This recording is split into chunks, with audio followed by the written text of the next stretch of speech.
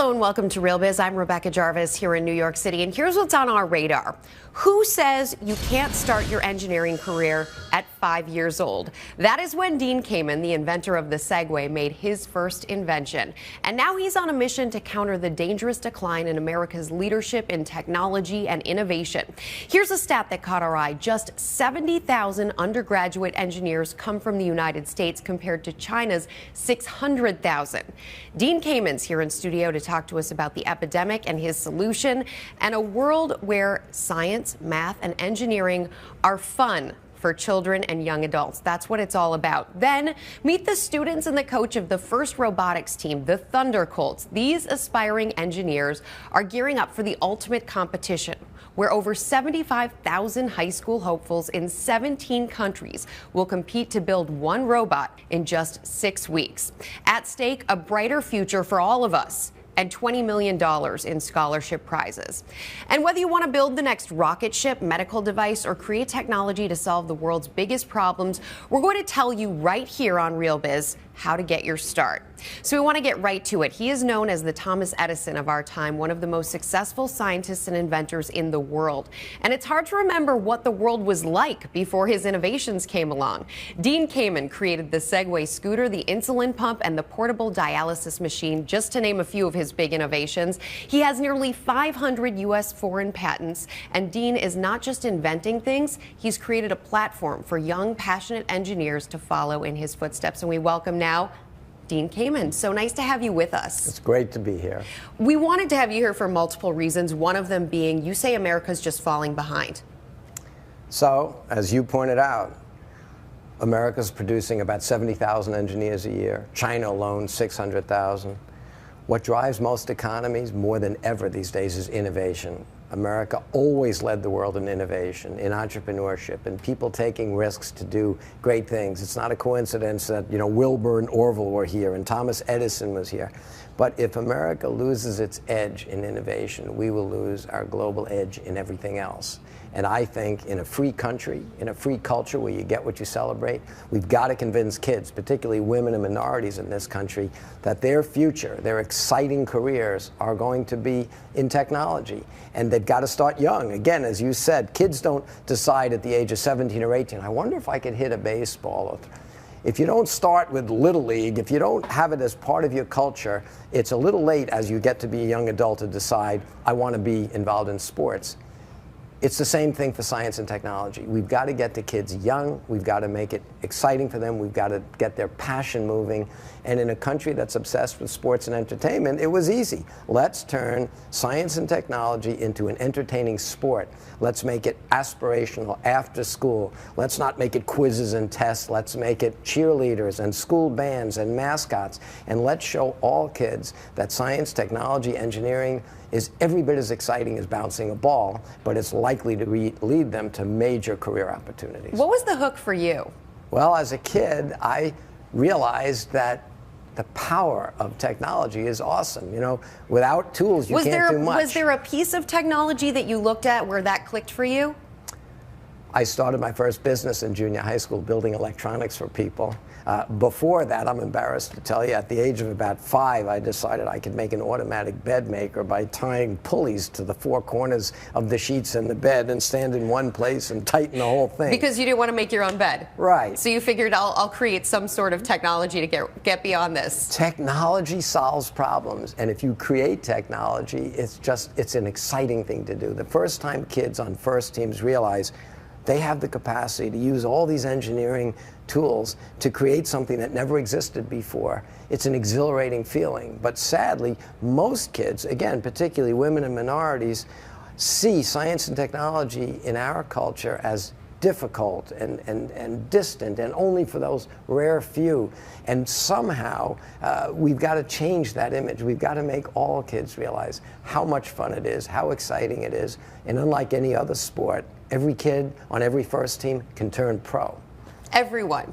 Everyone. Right now in this country, there are a couple of million empty positions that can't be filled. I have a little engineering company with about 500 people. I have 100 open positions. You are hiring. We're hiring, and imagine, talk to Boeing. They've been with us since day one. I know you have some of their people here, but Boeing, one of the great iconic engineering companies of the world, is involved with FIRST, and I think they see it as a great long-term investment. But right now, America keeps talking about job shortages. We don't have job shortages. We have skill shortages. Anybody with technical skills in this country today is in high demand. It's easy, not just to get a job, but to get an exciting career if you have the tools. And I hear this a lot, actually, from a number of CEOs in the high-tech spaces. What specifically, if somebody is watching RealBiz right now and they say, I've been on the hunt for a job for ages, haven't landed one, I'm hearing what this guy, Dean, is saying, and it sounds like I should be going after a job with him or Boeing or one of these companies that's witnessing these skill shortages. Which specific skills? Is there an educational program? Is there a community college? Is there something specific out there that if I said today, I want one of these jobs, I don't know if I have the exact skill set, I need a short-term gap to get me there, what would it be? A safe baseline is develop some competence with computers and programming, coding. Almost every big company I know, every tech company, and lots of non-tech companies are desperately looking for people, whether it's IT or developing new products with embedded code. Robotics is a baseline. You learn electrical engineering, mechanical engineering, systems engineering, controls, software, sensors. But the world's an exciting place for people that understand these powerful tools, and there's career opportunities in almost every field for people that have technical expertise. From the guy who created this segue, what does the future hold? 5 years from now, what's going to look totally different? Here's what's exciting. Technology is moving so fast that anybody tells you they know what the future is going to be wrong, because we haven't even figured out what the problems are going to be. There will be whole industries that you can't imagine. 20 years ago, nobody knew what Google would be when it became a company, and now look at it. I would tell you, if you really want to see the future, go to a FIRST event and look at the kids that are participating. They are the future. Dean Kamen, thanks so much, and we want you to stick around. We're going to have you back in just a moment, but first, I want to welcome the students and coach who are gearing up to compete in the FIRST Robotics 2015 competition, which kicks off this January. FIRST announces the challenge that the robots have to perform, and this team will be one of 3,000 teams from across 17 countries battling it out, and they'll have just 6 weeks to make it happen. We want to welcome to RealBiz Bob Thielman. He taught technology for 33 years at Northport High School, and now he's co-coach and mentor to the Half Hollow Hills FIRST team, the Thundercolts. Also joining us is high school senior Thomas LaRosa. It's his 4th year on the Thundercolts FIRST Robotics team, and he is the current CEO. And Christopher Calashoni, he's serving as the director of engineering for the Thundercolts. It's his 3rd year on the team, and he's a junior in high school. It's so great to have all of you with us. Thank you for inviting us. So where do you even begin on a challenge like this? Where do we begin? Staring at each other saying, what do we do? That's basically the reaction when we're at the kickoff and we see it for the first time. It seems like an incredible task, insurmountable. But we go back to our school and dissect it. Dissect it. Thomas, you are the CEO. Does that mean that you ultimately have to say, okay, guys, this is the direction we're heading in? Right. And was that difficult? Is that a difficult thing? Yeah, it's very important for us to strategize in the beginning and, like Mr. Thielman said, to dissect the game and figure out what direction we want to go in, because there's just so many different options we can take. What were some of the wildest ideas, Chris, that you put out on the table? We've had a wide selection of crazy ideas. A few involved a flying robot a few years ago to dump frisbees, but usually we spend a few days trying to narrow down and cut out some of the more crazy ideas, and we ultimately come up with something. In the past few years it's worked for us. So it's worked. Yeah. So tell me about some of the last couple of years, what things that have worked. 2 years ago the game was throwing frisbees and climbing a pyramid, and we decided to focus only on the pyramid, and after a long 6 weeks and cutting it close at the end, we managed to do it. And at our regionals, we were one of the only teams that managed to do it. Last year, we also had a very successful robot making the quarterfinals of 2 different competitions. What was the robot? It was designed to kick a 2-foot exercise ball into a goal that's about 8 feet in the air. So we had a 14-pound mallet that swung around and kicked it, and pretty successful. Thomas, you liked that? You're shaking your head yes? Yes, it was a good year. We had an interesting drive system. It was called Mechanism, so we could sort of drive, we could spin around in our place and go sideways and forward and backward. Bob, you've been teaching now for 33 years. Thank you, first of all, for that gift to so many students. But beyond that, what do you think it is? Dean Kamen and I were just having this conversation about how it's difficult for whatever reason, to get young people excited about this. What do you think the key is? You know, in the current model of education, students learn to the test. And when the test is over, that knowledge fades. But when you give them a challenge that they can sink their teeth into, that they can be excited about, that knowledge that they use and they apply to the solution of that problem stays with them forever. They realize that all those things I learned in math and science, this is what I do with them. You guys like that? Yeah. Well, that's what's important, obviously, is that you're enjoying yourselves. What do you want to do with this knowledge? Eventually go to college, because I'm only a junior right now, study engineering, and then hopefully I can do something like this for a job when I grow up, get paid for it, because it's just so much fun. I took on wiring a robot, and the whole electrical aspect is really interesting to me, and now I'm looking to go to college and studying renewable energy. What are the biggest challenges within the competition itself? The time frame is definitely the biggest one. Not a lot of time. What is the biggest takeaway that you've had so far, Chris, from doing this competition? Well, last year, when Mr. Thielman came, he started teaching us how to do CAD program, which is computer-aided design. And I'm like, I can't do this, it's going to be too hard. But I went to the class, I started to learn, and I really loved it. And then we got a 3D printer, and I was able to print out the things I made on the computer, and it was just amazing to see how technology has become so advanced. Thomas? Wiring the robots in general. The robots are so compact, and you have to fit so many electrical components in such a small place, and problem solving and figuring it out. Question, any girls on your team? It's a hard task, but yes, we have quite a few. We've gotten much better. Robotics has been conceived as a male gender club team, but we've worked really hard, and it's quite obvious now to our school, I think, that it's both. Are gender. Girls welcome? Yeah. Absolutely. I'm glad you guys both smiled when I asked that question, so it seems pretty clear that any girl who wants to be on the team is more than welcome to be on the team. Yeah. Absolutely. Bob, what is the number one takeaway you've had from teaching for all of these years, inspiring students? I think it's the twinkle in their eye. When I say something or show something, you can see the light go on. You can't buy that. It's just such a wonderful feeling when you know that you've inspired them and they get it, and now they can move forward with it. Great message to end on. Mr. Thielman, as your students call you, That's Bob it. Thielman, thank you so much. Thomas and Christopher, thank you for joining us on Real Biz. And good luck. Thank you. Thank you. And we want you all to stay right there because we're going to give you a chance, both of you, to ask Dean Kamen one question that you're dreaming to ask. But before we get to that, it is an increasingly competitive job market out there for college students. And one big way to differentiate yourself is a solid internship, real-world experience. A recent Gallup poll shows that graduates with internships felt more prepared for life after college than those who didn't take their studies outside of the classroom. So how do you land that dream internship? Well, here with the answer is Tony Parasita. He is the Senior Vice President of Human Resources and Administration for the Boeing Company. And some of the world's leading technology companies, from NASA to Boeing to Google, are big sponsors of the first competition, and they are actively looking to recruit the next big innovator. So what is the number one thing you need to know to land your dream internship? That is exactly the question we put to you. Welcome to Real Biz. Thanks, Rebecca. It's nice to be here today. We have roughly every year about 1,700 interns that we hire into the Boeing Company. And what we look for is technical skills, grades, all those kind of things. And we find people that, if they have a passion for building something better for themselves, for our company, or for the world, those are the kind of people we want to have in the Boeing Company.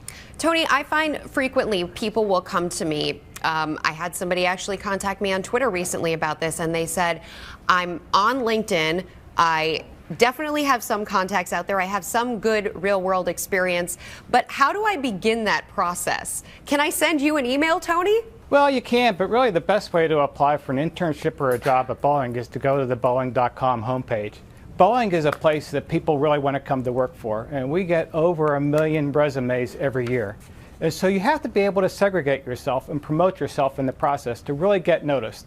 So just sending an email doesn't do it. Getting your resume into the system around a particular job is the right way to go about it. What is the #1 degree program you would recommend somebody who desires a job with Boeing pursue today? We have 50,000 engineers at Boeing. Think about that, 50,000 engineers in a country that only produces 70,000 engineers a year.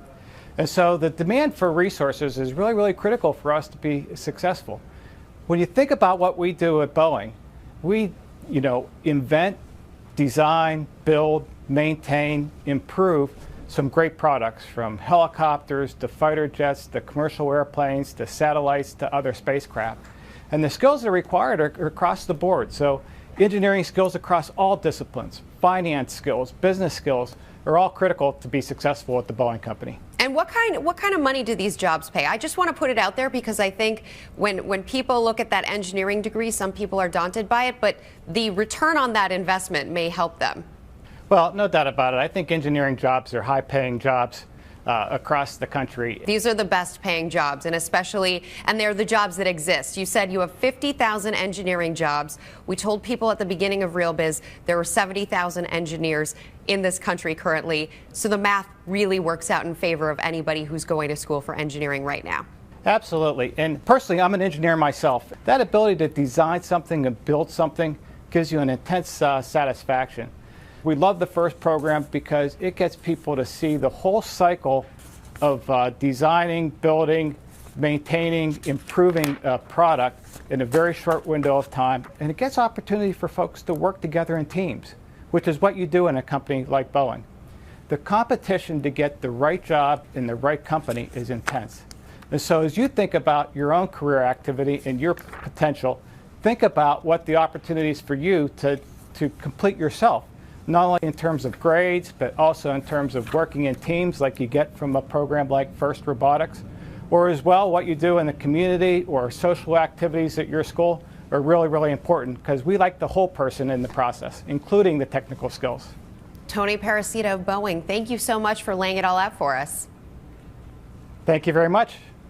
And we're back here on set with Tom and Chris, who have probably, in my opinion, one of the most unique opportunities considering your love of robotics. You have Dean Kamen right here, and you have the opportunity to ask him anything. So are you ready? Do you have your questions ready? Tom, let's start with you then. If you could go back in your life and change one thing, what would it be? I wish when I was a kid there was a first competition because I would have participated. In-classroom stuff always seemed a little boring and dull to me. The answer's in the back of the book. Everybody's done these problems before, but then after school you get to go to the football game or the basketball game. Nobody knows who's going to win, and people get passionate about it. And the reason I started first was I realized if we could make learning, science and technology as hands-on as being on any other kind of sports team where you get to really do it instead of studying it as an abstract thing, we'd get more people excited about it. Again, in our culture, very few young women and minorities think about the fact that science and engineering and problem solving and teamwork is every bit as fun and exciting as bouncing a ball, and it's way more likely to lead to jobs. But there was no first when I was a kid. That's what I would have wanted to do. Chris? Of the many things you've invented, which is your favorite and why? I've been asked that question many times, and the answer is always the same. The most exciting invention we have hasn't happened yet, because every year technology gets better. Every year we get smarter. Every year we have more resources. We work on bigger and bigger problems. We made insulin pumps, and we made machines to deal with people that have end-stage renal failure. Those are groups of people in the millions. There are billions of people out there that don't have access to clean water. Why don't we come up with a way to solve that problem through technology? There are billions of people on this planet that have never used electricity. They've never had the internet. Now with LEDs being very efficient and the internet being, globally available, if you have a little electricity, We've got to supply electricity to the world, and that's a technical challenge. The number of issues that this world faces that can be solved by a generation of people that have the courage and have the resources and the technology and the skills to make the world a better place is unbelievable. So the best technology isn't here yet. It's up to you guys to make it. Great wisdom. I do have a question for you boys, and some people are going to say, why is she asking two high school students who are boys this question? But I do wonder, what do you think the reason is that girls are not more involved in robotics engineering? I think mainly because the stereotypical girl goes into like fashion and jewelry and design and all that stuff. I don't think usually when a girl has to take a science, like in my classes, for example, they're like, oh, let me just take this, let me get it over with. They don't have the interest there. They have interests in other areas, but they don't realize that science can also be fun for them. Yeah, I think there's a lot of intimidation with the tools and such, and for the girls that are in the club right now, they've realized that they have just as much potential as a guy does. Dean, because you mentioned this in your answer about clean water technology, electricity for places that are not getting electricity, are those the areas you're focusing on for the future and invention? People say I have really 3 careers. My day job is mostly building medical equipment for some of the biggest, best companies in the world to solve the problems of today.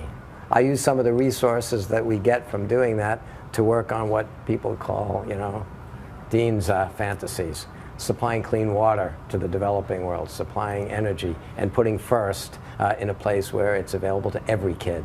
And yes, DECA is now working on some big projects to supply water, to supply electricity, and to help put first. Right now, first is in 81 countries. We are right now testing our water machines in 5 different developing environments around the world. And you have a big player on board.